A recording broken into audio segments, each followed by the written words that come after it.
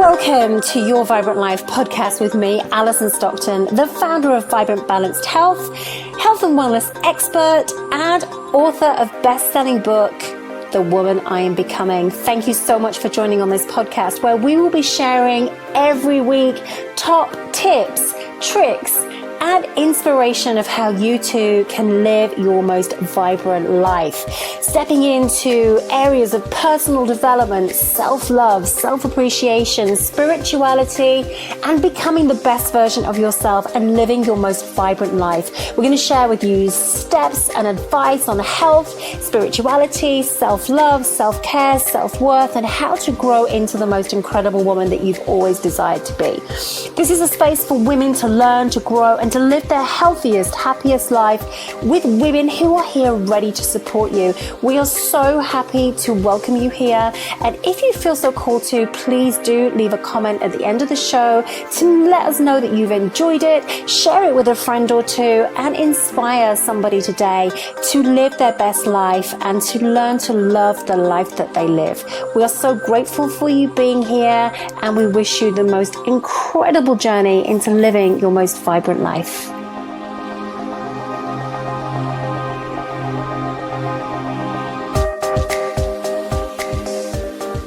So today I am so excited to have my guest on the show, Carol Ann Reid, who is joining us from the UK. Carol is the founder of Awaken the Warrior Within. So hi, Carol. How are you doing? Hi, I'm really good, thank you. Are you? Yeah, I'm good, thank you.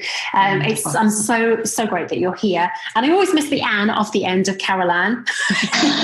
Don't worry. So you can always pick me up on that in a little bit later on if I keep doing it. So sorry about that. So Carol Ann is an NLP master coach, intuitive life coach, speaker and author. And as I said, is the founder of Awaken the Warrior and Awaken the Warrior Within. So, Caroline, just tell me a little bit about you, first of all, and then we'll move on to how Awaken the Warrior really began.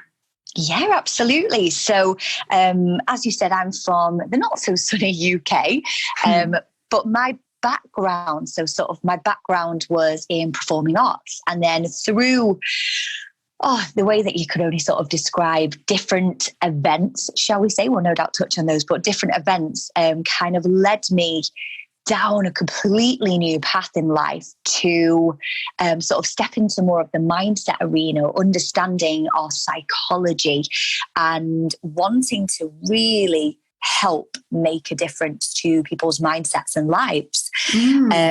So it's something that I'm just so passionate about. So that's kind of what I live, eat and breathe, is very much mindset, positive psychology, and sort of transformation coming from within. Amazing. So that's sort of a little bit about myself.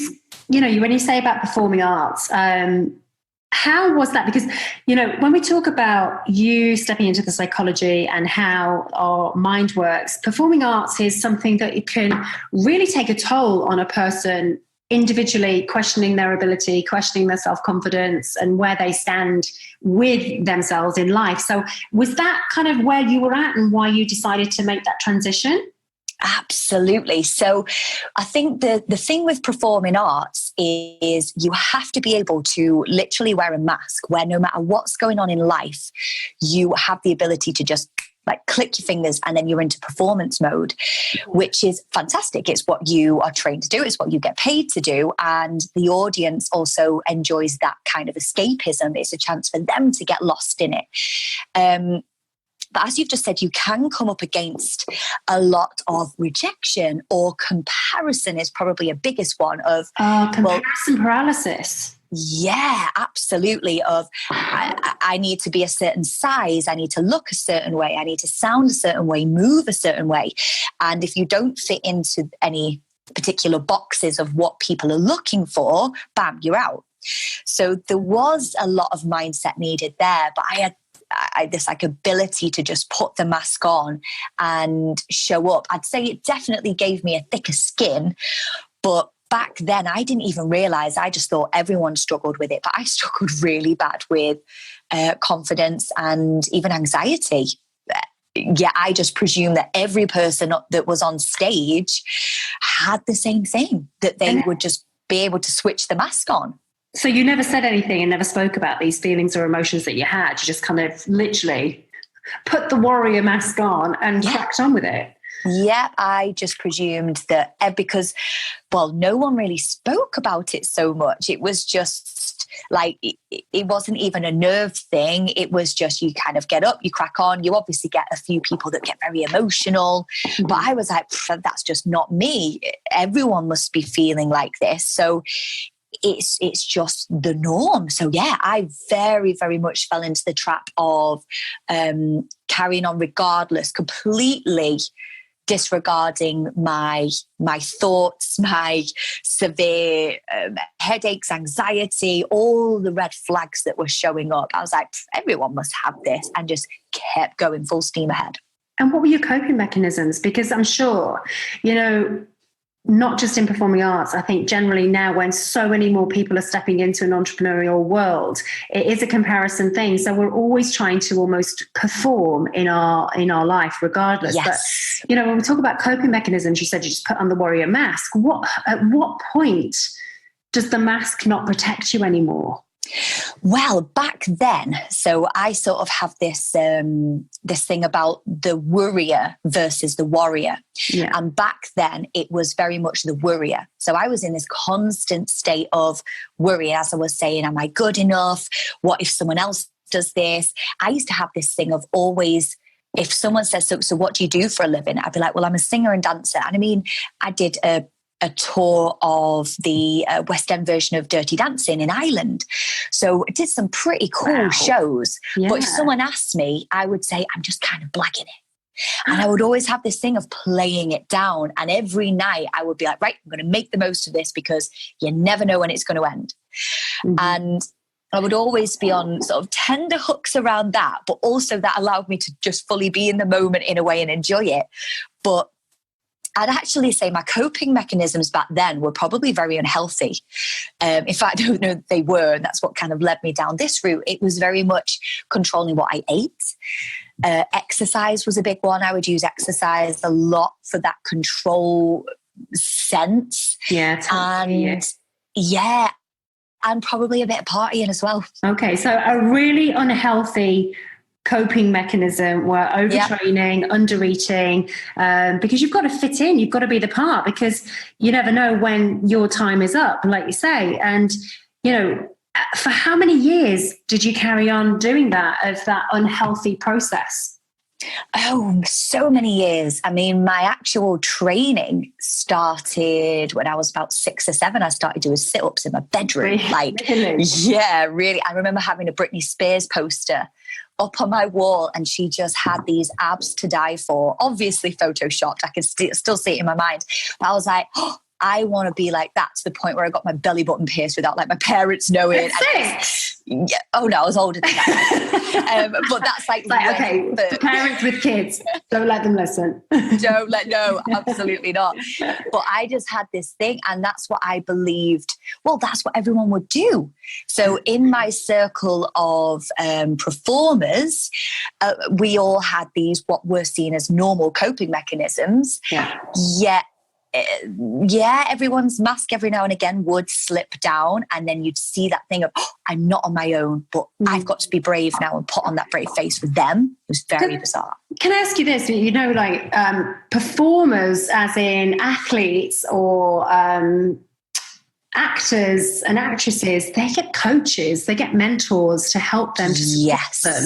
When you're a singer and a dancer and a model, I think there's a massive need that they need more, because it's so much more of a comparison, and you never know when your time's up.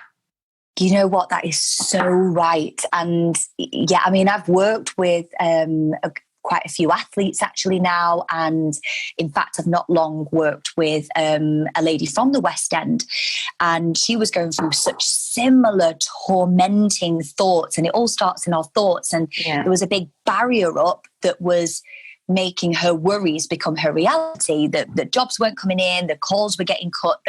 Whereas by switching the mindset, she's then able to pretty much manifest whatever. She just turned this whole thing around, and she's now in such a great place. She feels more supported internally, externally, and she's got a clear direction of knowing what she wants and who she is. That's the secret. Knowing who you are and not trying to fit in a box like we are taught to. And that's amazing that you can now use those tools of your own personal experience and that you've created your life the way that you want to live it, but wish you'd had it back then. Yes, absolutely. I think life would have, it would have been very different, but wow, I wouldn't change a single thing, because that's what guides you, doesn't it? You have to go through those lessons and that was your experiences and your lessons. Yeah, for sure. So, when you were doing all this and you're like, you never know when your number is not going to be called, let's say, called. Did you ever stop and think, I need a backup plan? What am I going to do? I did. Did I?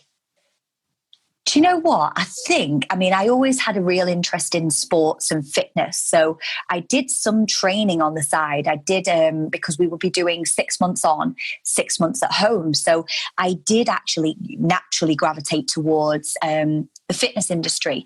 But when I was actually performing, I was very aware that, as they sort of say in the performing, even as footballers, that there is a bit of a shelf life there.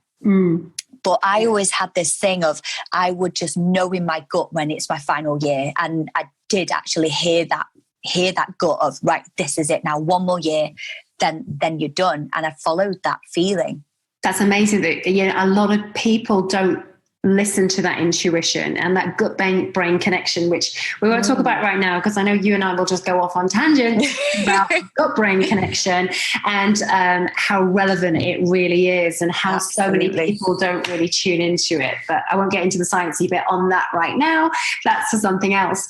So when we've spoken about you now helping performers or athletes, and if you'd have had those tools then that you have now, like, let me ask you this. How does the you of 10 years ago compare to the you of today? Honestly, down to, on a cellular level, a different person. A completely different person. I don't mind sharing this, but I ended up going down a really, really rough patch where it's that thing of getting into a wrong crowd and thinking that you're finding. I think I had this real awareness that I had not fully discovered my self-identity. And I ended up getting a job. It was a good hour away, and I'd lied to my family, my friends, like what I was doing. I think I was 19, 20 at the time. So yeah, just over 10 years ago.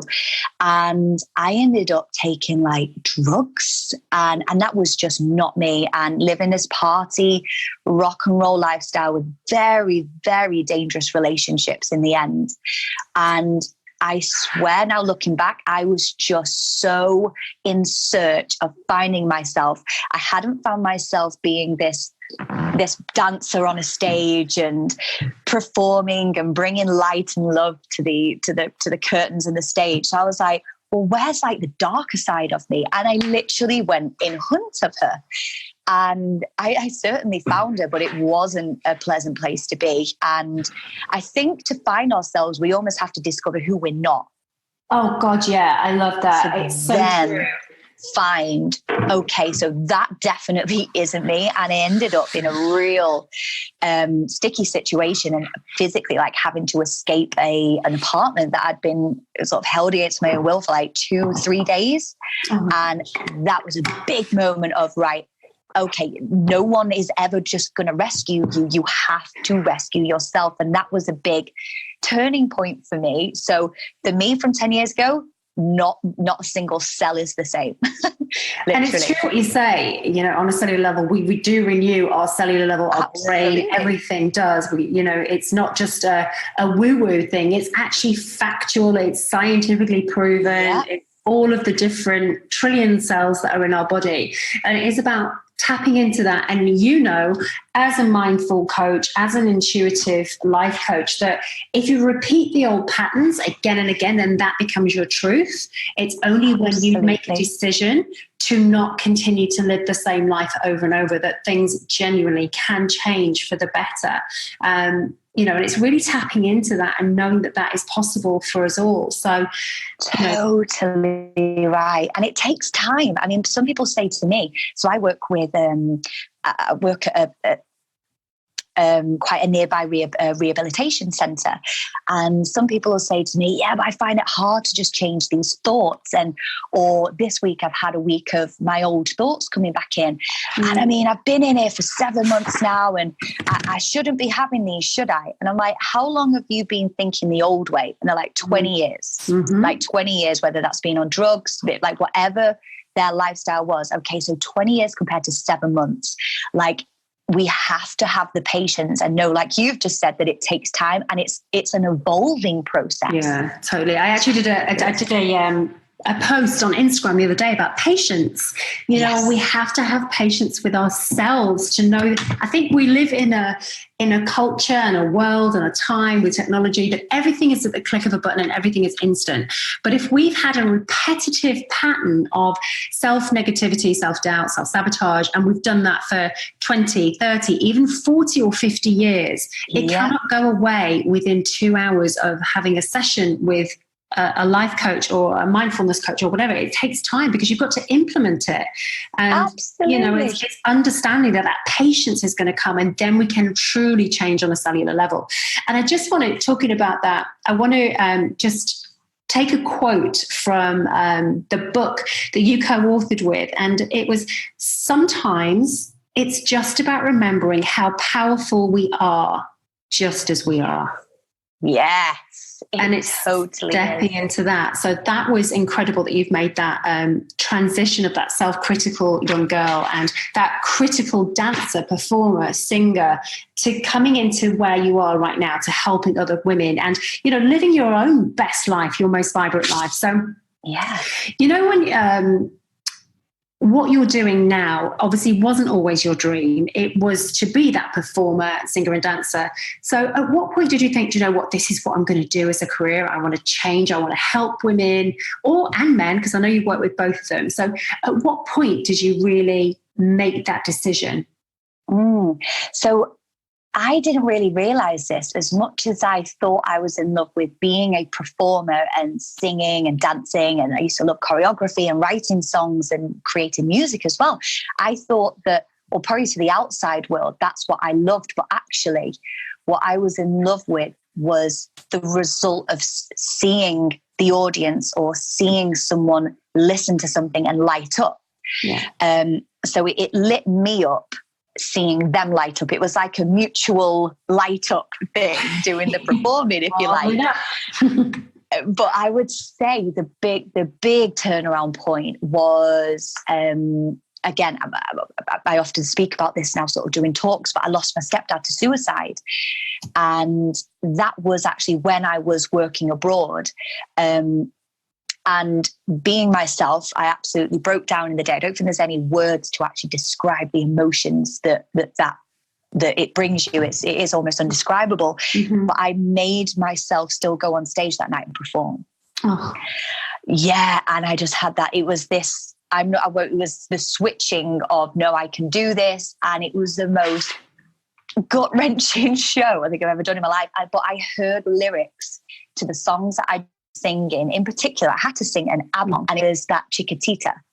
And I'd been singing that for years, but that night I heard the lyrics for the first time.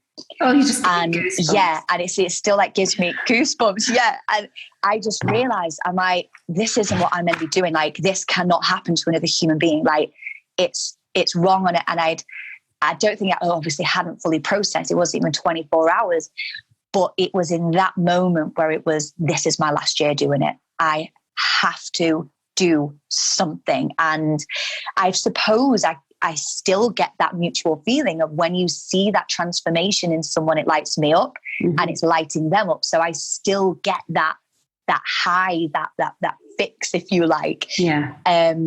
that you get when your passion meets your purpose. But it was in that moment where it was like, right, my whole life has just changed and I need to do something of more aligned with my purpose now. And that was kind of it.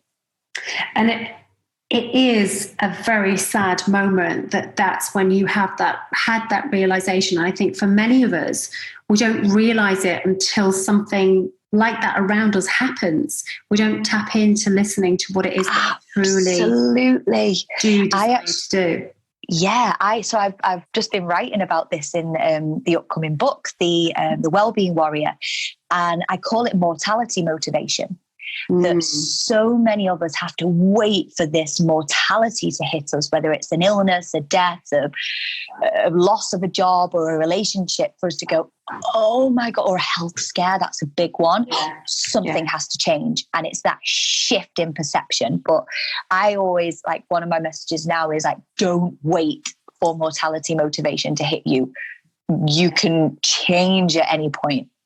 That is so true. And it is a shame that so many of us don't realize that until we're at our lowest point or something happens around us that brings us to a low point. And it's about, like you say, don't wait for that mortality motivation. And it's not necessarily a mortality as in a death or something. It's about you living your best life and creating that best life and being mindful enough to yourself to know that it's possible. It's you know, we go back to that on a cellular level, on our mindset of, if I want a better life, I can truly create it. I've just got to believe myself a little bit more, as opposed to that repetitive pattern of that's not possible for me, which is, you know, sometimes a lot of listeners who are tuning in right now will be like, but I've always been told I wasn't good enough to do that, or I just had such little self-belief and I don't feel motivated enough. Where would I start?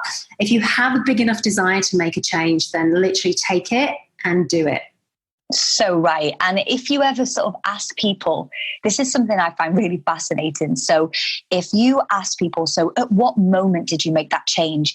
They will say, oh, I just woke up one day and I just knew, or something. And it seems as if we either have this big mortality motivation or all of a sudden it's just this epiphany moment. Yeah. And I think that, again, we were talking about it briefly before, but it's that gut feeling or that inner knowing or a calling from a higher source, like whatever you want to call it. But if we really become self-aware and raise our standards and expectations of what our life can be and our levels of happiness and vibrancy and fulfillment, then actually the signs are all around us waiting for us to go, right, enough, Okay, you've just given me that goosebump moment, because Caroline and I know each other really well because we co-wrote a book last year. And when she just says the sign, I'm going to ask her to share this story with you now, because I see this amazing sign everywhere I go now, because I know that she is my spiritual friend and that she's around wherever I go. So can you explain to everybody the sign that I'm referring to? Of course I can. I nearly messaged you the other day because I had another. I was like, oh my God, I'll send it you after. So like basics, I mean, I was, as I sort of shared, very, very much into the mindset, the sort of almost the science behind it. I like everything to be very much backed up, very practical. And I built a company in 2016 and had every red flag under the sun. It was my brain baby. I loved it. It was successful, but there was just a part of it that just began to not align with who I was becoming. I was finding myself and evolving, and sort of a couple of relationships within the business started to sort of like drift apart. Mm-hmm. And it took, again, it was a lot of what some people will call coincidences, but it was a lot of different events unfolding that I began to think, hang on, am I being guided here? Because I'm being poked and prodded in so many different directions. And to cut a long story short, I actually decided to hand over my business to my previous business partner, which was just the most heartbreaking. I felt like I was giving my child up for adoption. It's the only way I could even begin to describe the feeling. But something in me was like, no, you have to go on to something else. And I mean, I was into spirituality and all that lot, but I can't really say I was that attuned to it back then. But we ended up booking a very, very last minute holiday. And it was the day after I'd handed over my shares for the company that I was sat, and we were on this lovely cruise ship, and we were out on the Mediterranean Sea. But I could have been in a bathtub. I was just in this absolute pit of self-pity and wondering where life's going to take me and what, all those remorse thoughts. Very, very much slipped into worrier. But something in me was like, I need a sign that this is like, I was just reaching out, and I just like looked up, and I was like, just give me a sign that I've done the right thing and that I'm on the right path now. And I decided that I wanted to see a sign of a dragonfly. And I don't even know why or when. I remember thinking, you're on a bloody ship in the middle of the sea, you're not going to see a freaking dragonfly here. And anyway, my husband and my brother, actually, we took my brother and my dad away with us. And we went, they sort of said, do you want to come for a walk? So we walked over to the rock climbing station bit. And I was like, I'm not going to join in. I'll just kind of watch. And then from behind me, it was like slow motion. I just heard my brother say, oh, Dad, look, quick, a dragonfly. And I was like, and it literally slow motion turned around, and a few people by then had like crowded over, and I just walked over and looked down. There was the most beautiful blue dragonfly with his wings out on the deck. And in that moment, I was like, okay. And that was it. That was the only reassurance I needed. And I knew from that moment that there is something so much greater out there guiding us.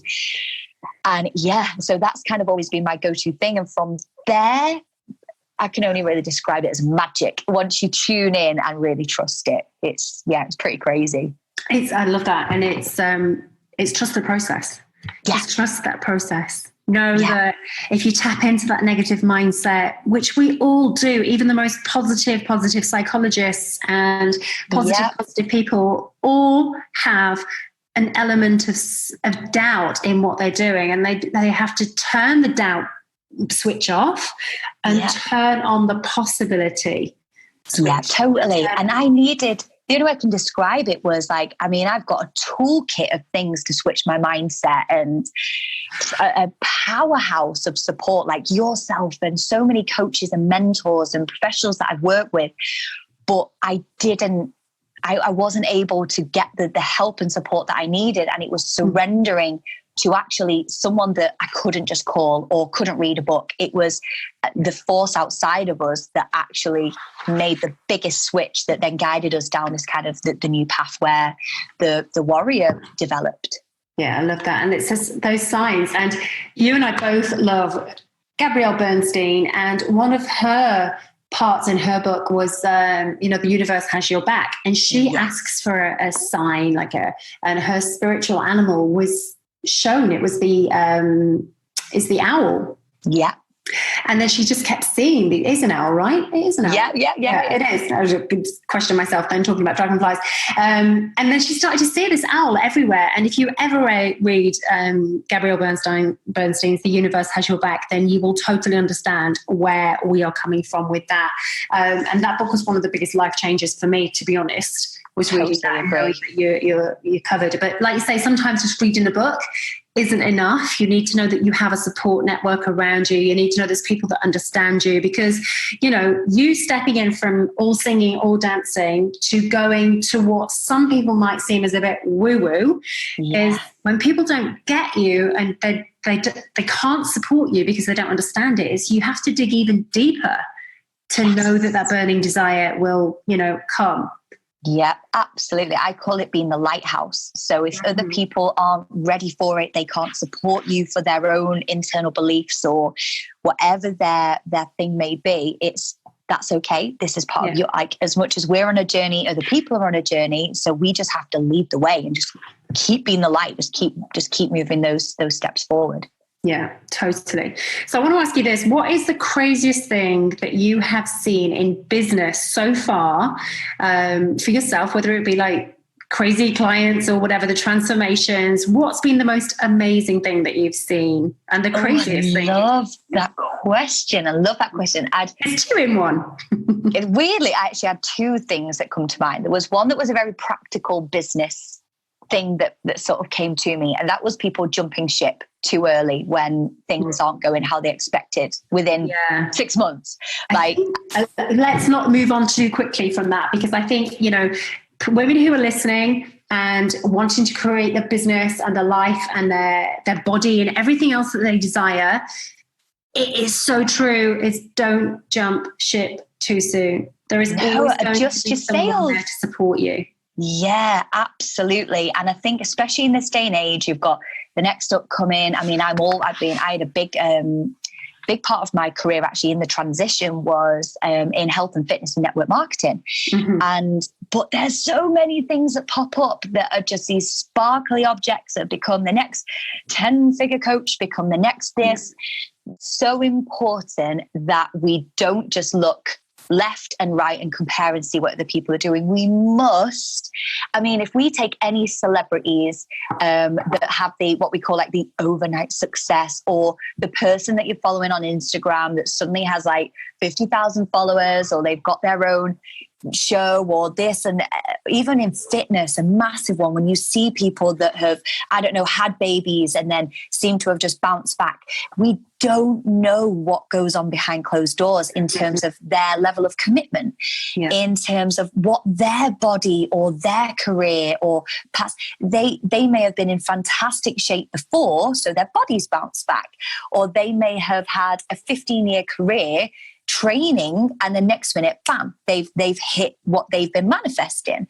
So we can't just jump ship. And I see it breaks my heart sometimes when even clients that I've sort of worked with in the past that have started on something and then they've got, but it just hasn't quite worked yet, so I'm thinking of doing this. I'm like, no, come on. And in the end, it works out. If it aligns with their values, their beliefs and their gut, tends to be that inner chatter just getting in the way there, doesn't it? That is a big thing as well. You know, values and beliefs. Why are you doing it? What are you doing it for? Who is it serving? You know, what is your big why behind it? When people go in, and you can listen to Tony Robbins, you can listen to any of, the big super coaches who are epic. What's your big reason why? If you're doing it for money, forget it. Do it from a point of passion. Passion and purpose. Who do you want to serve? Why are you doing it? What do you want to create? If you're doing it just to make money, yes, that's an end goal, but who do you want to help in the process? Absolutely. And I think it's like that thing with the money.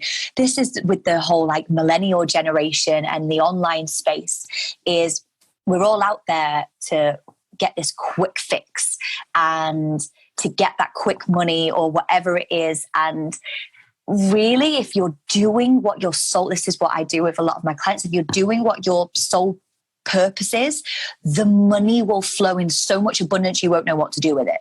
Yeah. But that comes once you've shown your level of commitment, that you're not just in it for that quick fix and you're not in it for the limelight or anything else, when it's so aligned with that inner being, with that soul, then the success and the money and everything else just, it follows. Well, otherwise it's soulless, and everyone it, and everyone can tap into it, and it just totally doesn't work. And again, I think a lot of the clients that I've worked with in the past, I've worked with some that have got what we would call class as like a small business. They're turning over a particular revenue, but my God, they're happy. Yeah. They are so happy. They have great customer base. They're doing what they love. And then I'll work with high profile people that are, well, I call it the Instagram lifestyle. They've got a great highlight reel. They've got copious amounts of money, beautiful houses, beautiful wives, husbands, children, yet they are miserable because it's not fulfilling their soul. It's not, they've almost gone off track a little bit and gone in search of a void that needed filling, which tends to be the money and the fixes. And it doesn't bring you happiness. And I know, and I can say that from a heartfelt space, that, having had like the designer gear and all the rest of it. It doesn't bring you joy if you're literally living a miserable life with people you don't want to spend time with. Absolutely. Or you feel that you're just being compared to, because if you don't have the latest gear or whatever, then you don't quite fit in. And it's not about fitting in. It's absolutely fit out with the people who you really want to be with, and you want to connect with them, and you have that deep, connection. Otherwise, you're just, what are you doing? You're not living your soul's purpose. You feel soulless when you're in that kind of environment. So that's completely aligned, what you're saying, and people need to be more aligned. Otherwise, it is just an empty life. And you kind of just answered the other question that I was going to ask you there. So I'm going to move on from that one. Okay. Now, you're result driven because your purpose and your passion is helping people to get where they want to be. So what is the greatest driving force for you each day? What is your real why? My big ass, I sort of see that there's almost two answers there. I'd say I've kind of got to the stage now where I almost just, I think I've tuned in and checked in that many times and working on breaking, because I still have moments where I'm like, Jesus Christ, can I actually do this? Because I will put something out there and then really, really work on matching that energy. And then next minute, bam, it's like manifested. And I'm like, oh my God, it's like, this is another opportunity. It's scary. It's really, really scary sometimes. But I see it now as it's just like a calling. It sounds so bizarre when you say it, but it's as if it's like a contract that I've signed and it's just, I don't have anything else that I want to do. So I'd say my why, I've never enjoyed, which I'm sure lots of people can resonate with, but when you just know that there's a lot of hurt people out there and they're hurt in their own minds, they may not never have been physically touched in their life in terms of abuse, etc., but they are living in so much pain and hurt, as well as the people that obviously have been through anything physical. And I just want to be able to give people the empowerment and tools for them to really awaken their inner power and actually realize that they don't have to be prisoners to their own mind. And yeah, I'd probably say with my own experiences and then what I went through with my stepdad, that's a massive driver of just, let's all take responsibility for our own mental and physical health and spiritual health. Yeah. And you don't only say that, take responsibility. Sometimes it is really hard to take responsibility when you're in such a dark place. Absolutely. So, and I think, we refer back to shiny object syndrome, and there is so much on social media, whether it be Instagram, Facebook, magazines, whatever. And that comparison game comes in of, they've got the perfect life or whatever. But there's also, it does have a support factor that if you are feeling in that lost being, that there is a click that you can get support, whether it be mental health awareness, whether it could be a coach like you or I, or whether it be, we did a burpees for breakfast challenge back in March, and that was about people who have body dysmorphia and are not able to really tune into who they are. So, there is self-awareness and knowing that there is support out there for you. And just absolutely. And I think where the responsive, because I sometimes get hit back with that, if I say it in workshops or talks, it's like, well, like you've said, like, what if you can't take responsibility for it? What if you're in such a dark place that just doesn't enter your mind? Yeah. And what I often want to say is, in order for you to be able to reach out to somebody else, a coach or someone else, that is taking responsibility. Yes. So it doesn't mean that, okay, one day that is it. Everything in my life, everything I can see, feel, that is all down to me. And if anything's to change, it's all on me. Like, that's a lot of responsibility to just switch your mindset to. But actually just not being victim to your circumstances and saying, do you know what? I need some help with this. Or do you know what? I'm not coping as best as I thought I would do. That's taking the first step of responsibility. Yeah. And another point on that being responsible is find the right person to talk to about it, because if you Yes. talk to somebody who is in a similar negative mindset or isn't optimistic or isn't positive, and you're saying how you feel when you're in a dark place, they're going to make you feel even darker. And that's you just the hard feed thing. it. Yeah. So I love that, taking responsibility. That's incredible. So, you know, when you talk about where you were, we go back to that butterfly moment and the business and everything else. When did you really feel that that was your driving force and your why to make a difference? You'd left that business. It wasn't aligning with you anymore. You knew that there. So you needed to make a new direction. Then how did you start that? Did you manifest it? You talk about manifesting, or did you just kind of one day wake up and go, right, today's the day. This is what we're going to do. I knew that, I mean, by then I'd really started, I just got obsessed with learning, like, what is this outside force? Like, how was I given that sign? The universe has your back. Great book to start with as well with that. Yeah. But I can't lie, this time last year, summer, it was early summer. I found myself spending a lot of time on my own. Don't get me wrong, I still saw my friends, still saw my family, but I quit being busy. Yeah. And I started to really tune in and did a lot of meditation, did a lot of asking, like, who am I? Like, what is this next step? Whereas I used to sort of look to what other people were doing.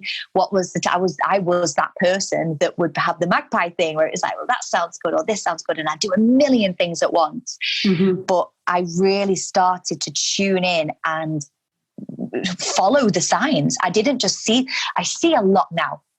And I'm glad you've kind of brought this up, or I've maybe just sort of taken it along this way. But I see a lot of people going, oh my God, I keep seeing 222 everywhere, like #alignment. And I'm like, but what is, and I will ask them like, okay, or they'll message me. I keep seeing 111 everywhere. I keep seeing 2, I keep seeing this. Okay, what's it mean to you? Well, I don't know. You tell me. And that's what they say. And I'm like, well, that's cool that you keep looking at the clock at 22 or 11, like whatever it is. And don't get me wrong, I've totally been there. And that was how it kind of began to, it's your reticular activating system attuning as well. But if we're in that place, like there's so much more. That is just the creak of the door opening. Like we can't just hold on to that and be like, I'm now like a hippie or I'm more in tune with the universe. Like, ask, what does that mean? Because that could be a calling. It might be a sign for you. But unless we put a question with those, like is this the right thing? Like, is this my correct path? Yes, I got shown the sign within probably 45 minutes. And now I know if I ask for a sign or something, like, bam, it will either show or not show, or you'll get a gut feeling about something or someone. So again, I suppose it is, I did a lot of self-healing, a lot of going within. And then I started to, it was literally from there that the warrior movement came from. I actually discovered this spiritual warrior self that I never even knew existed. Wow. Yeah. So yeah, it sounds a bit woo, doesn't it? But I'm going to be honest. Well, I totally get it for sure. There is that. I think we are all moving into a more, what's the word I'm looking for? But we're all like a lot more, but philosophical. We know that there's other opportunities. Philosophy, if you go back to reading about the 1800s, where some of the great philosophers had, what is outside the industrial world? What is outside the 9 to 5? What is outside?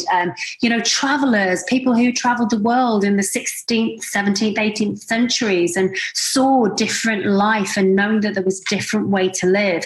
And I think we get so closed in by listening to people who have not traveled, listening to people who have not experienced life outside of the same street that they grew up in, which there's nothing wrong with that if that's your destiny, but also have the respect is the word I'm looking for.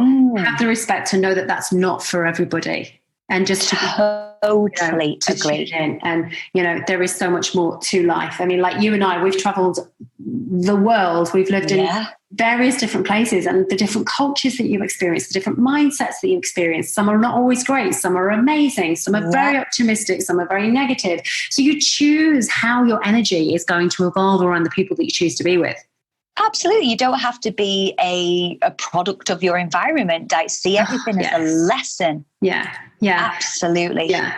And it's, what are those signs around us? What is the universe telling us? Is it that the spiritual guide is there when you see all these numbers, but tap into what is that number meaning for you? What do you need guidance with right now?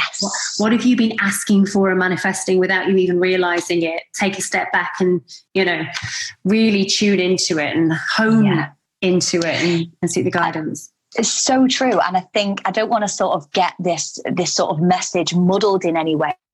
I used to probably do like 80% mindset, 20% like, how we always sort of say it's like 80% mindset, 20% the work and whatever else you do.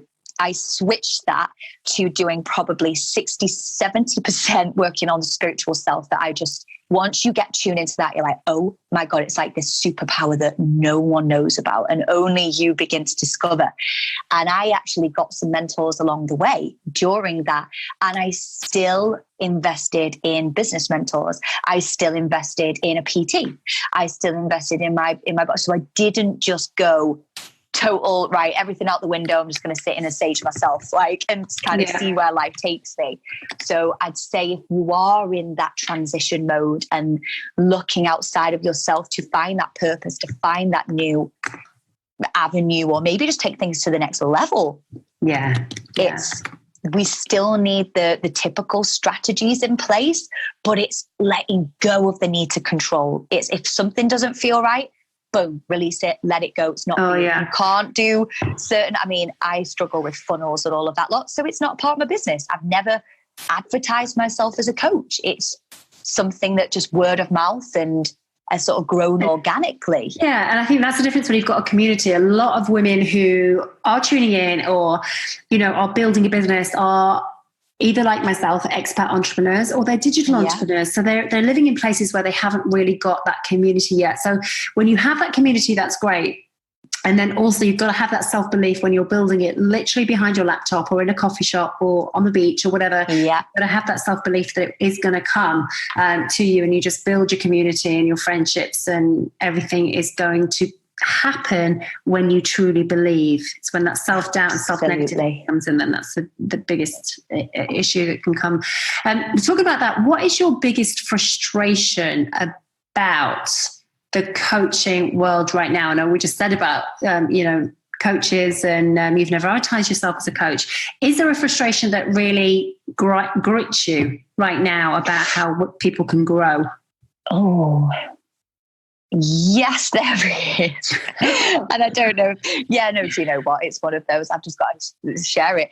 I think at the moment, it's almost, this is very much my perception, as if it's just like the next thing to do if you want to just change what you're doing. So I know what I can do. I'll just become a coach. And because it doesn't necessarily have to be regulated, you haven't got to have a set of qualifications like in America. Like for myself, I've got a lot of qualifications, and just like yourself, we're constant students. But the thing that kind of gets me is that people are learning way more about how to get good copywriting out there and how to get sales than they are actually about getting people results. Yeah. So I don't know if that was the answer which you were looking for. It was just about where are you at with it right now? What is it that frustrates you? And, as a health and wellness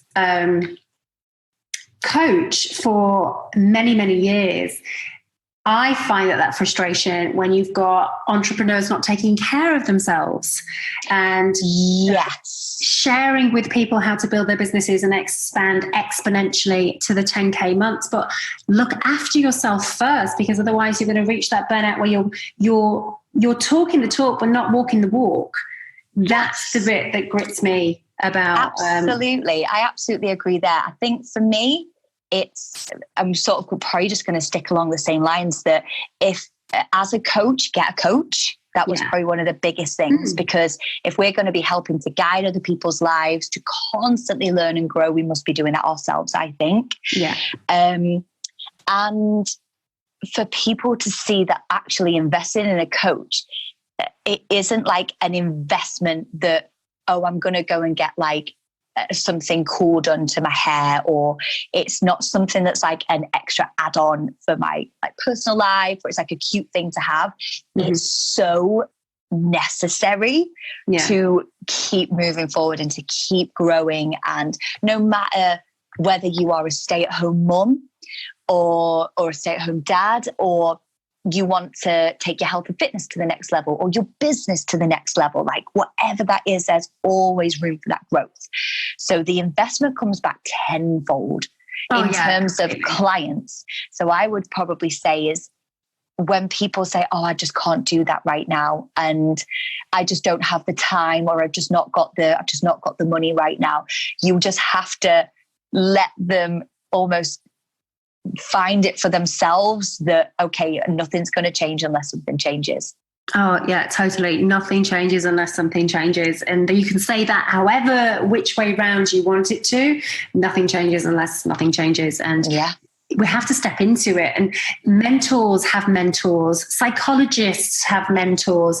We all deserve to have somebody to help and to support us, regardless of where we are, what we do, and what industry we're in. But it's about taking care of yourself fully first. I think that's totally. So I want to ask you, what is that was a frustration, fine.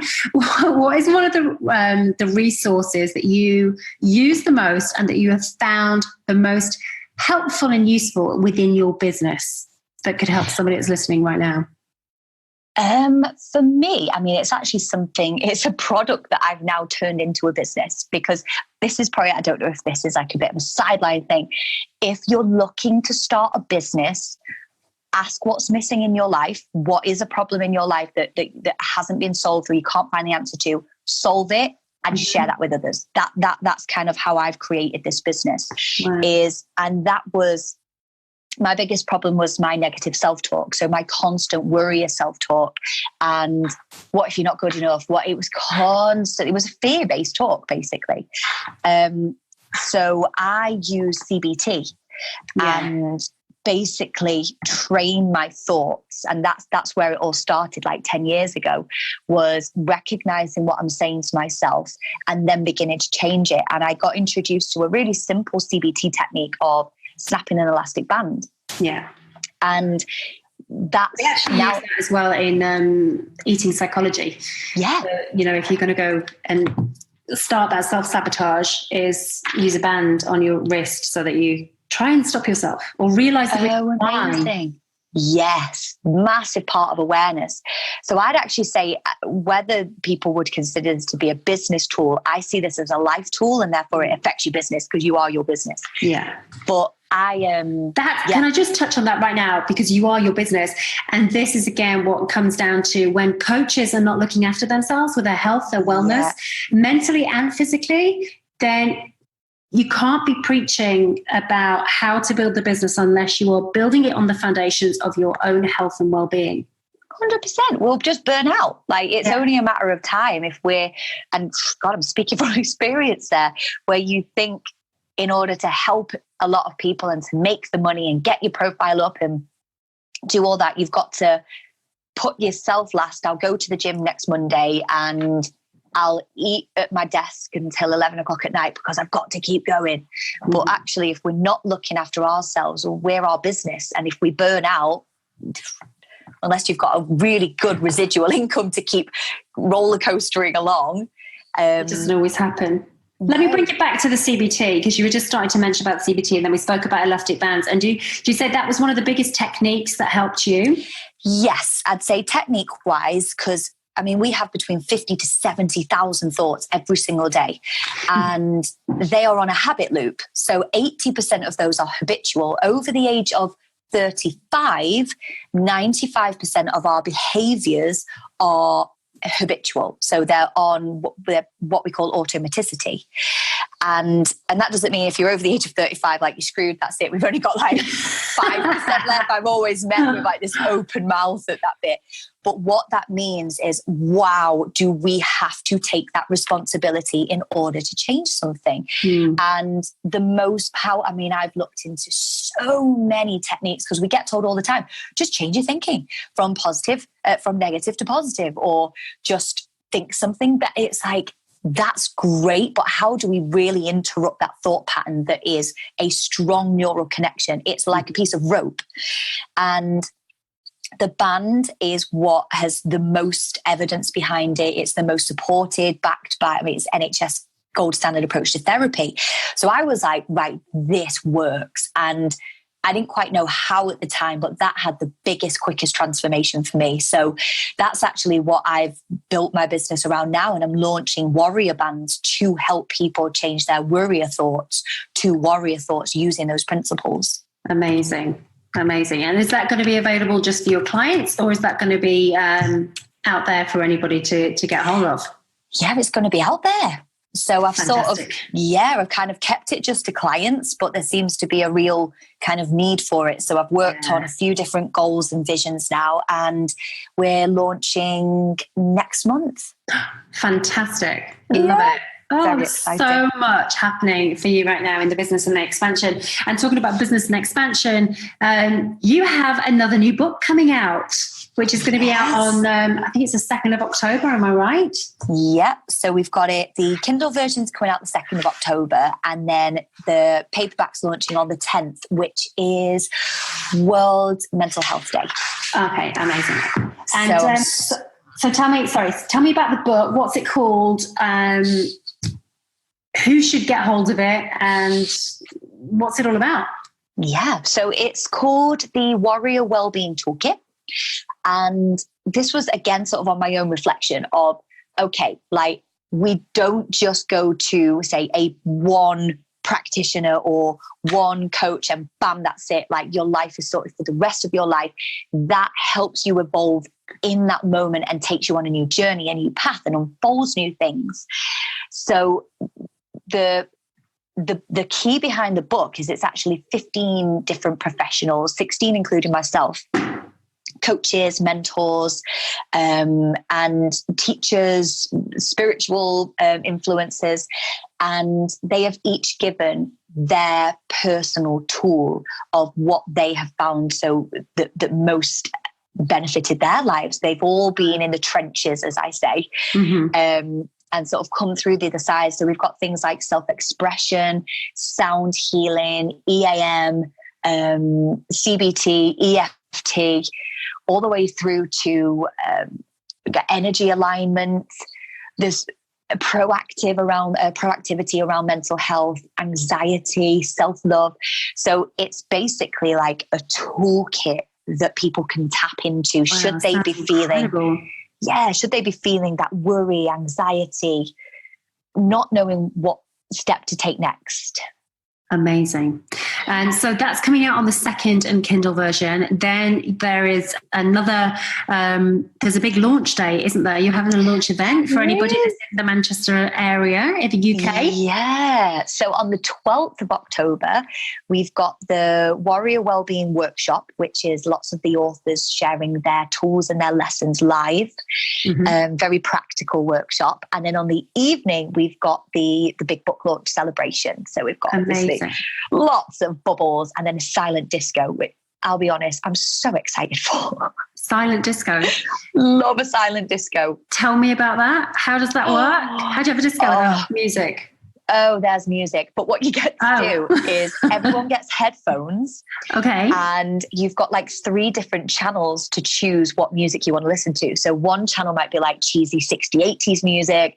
Another might be like dance, and then another, I mean, I'm a proper rock girl, so one might be like cheesy rock, but people, if you're not really into that kind of thing, like the room doesn't have to be really loud. You can still sit and have a nice conversation. Yeah. But the funny part is everyone's listening to their own music, singing and dancing like hilarious, like there's no tomorrow. It's so brilliant. It's so brilliant. I need to get my flights booked. Definitely. You totally do. Sounds epic. And I want to, I've loved chatting with you, and I know that we could chat for ages and ages and ages, but I want to just ask you, obviously going from where you have been to where you are right now, what do you do on a daily basis to protect your own energy if something doesn't quite go to plan? Good question. If something doesn't quite go to plan, I tend to actually just let the mind chimp, if you want to call it, or like the worrier voice, play itself out for as little time as I can. Okay. Because sometimes you've got to kind of honor the fear, the panic, whatever you're feeling right then. And then it is taking some long, deep breaths, coming into the mind and purposefully choosing a new mantra or affirmation to move through. And even if it just takes you the next 5 minutes, then reset, do it again, the next 5 minutes. Yeah, I'd say a big reset of thoughts. Yeah, and the breath is so important. Is, you know, when you count into the breath and you literally are consciously breathing as opposed to just breathing, which can create more overwhelm if it's getting at a more rapid space. I love that. Thank you for sharing that. And who would you say has been your biggest support throughout this journey of getting you to where you are right now? I couldn't say one, you know. I'd say I've had support from mentors that have literally appeared from nowhere, that were at the divine time, like I can't even describe. Literally, like I've got so many different people. I'd say it's a real eclectic mix, from real driven business people through to spiritual guides, through to just like yourself, how we met. I'd say there's a real network of people. Amazing. And it's great that, you know, you honor and acknowledge that there has been an eclectic part of the people. Would you say that's the same for the greatest inspiration? Would you say it's been an eclectic combination of people, or has there been anything in particular that's been your greatest inspiration, or who has been your greatest inspiration? My greatest inspiration, I'd have to say it's such a mix of people. From, it sounds mad, but like Dr. Wayne Dyer, like he's not even here and he'll never know who I am. But I'd actually say a lot of my mentors have been online and never know I exist. There's so much power in that because they're out there living, breathing, or have lived and breathed it. All the way down to my friend that I lost. She's a massive inspiration, and it's holding on to that light and energy and the passion and actually carrying that forth in her memory. And yeah, I'd just say it is such a mix, and I'm so grateful to have that, because I mean, yes, I think all of us have that around us, but we have to be aware and so grateful for it to acknowledge it. Do you know what I mean? Yeah, totally. And sometimes it isn't just the one thing. It can be a combination of different things that inspire us and drive us and, take us through that journey, which honouring all of it rather than just one person is quite commendable too. So if you were to be asked, well, you are being asked because I'm going to ask you now. What do you do on a daily basis, other than the breathing techniques and everything else, to create a life of a higher vibration daily? Non-negotiable. Visualization.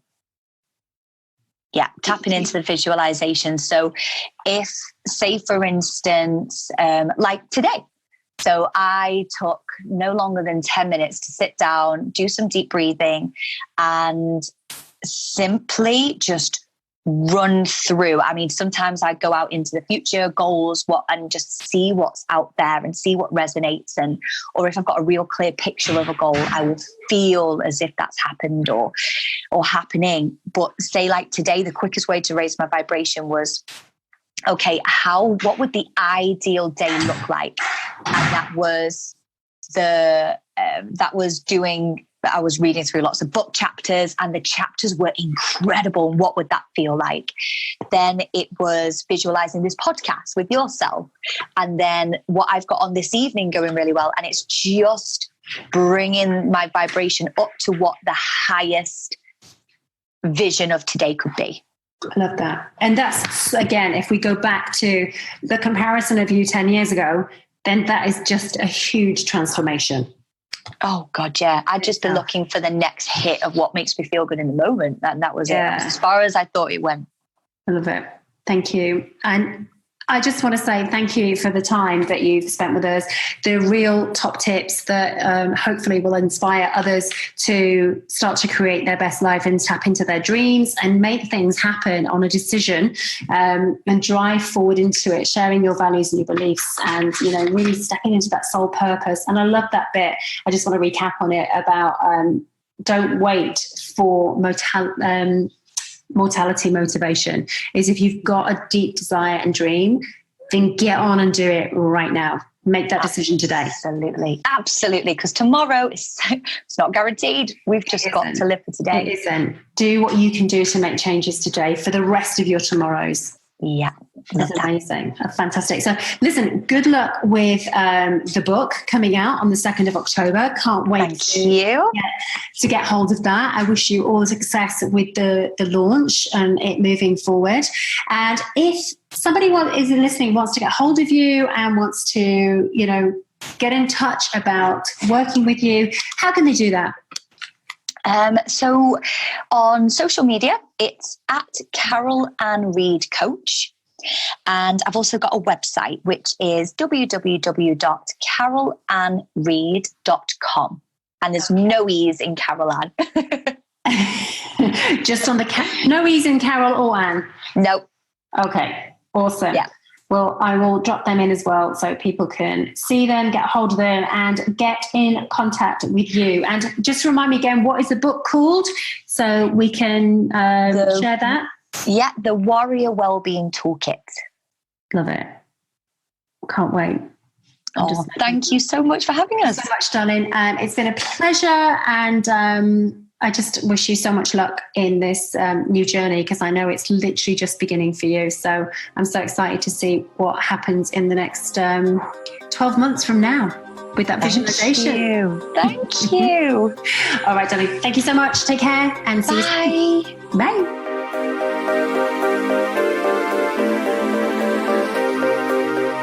So I want to say a huge thank you so much for tuning in to this podcast.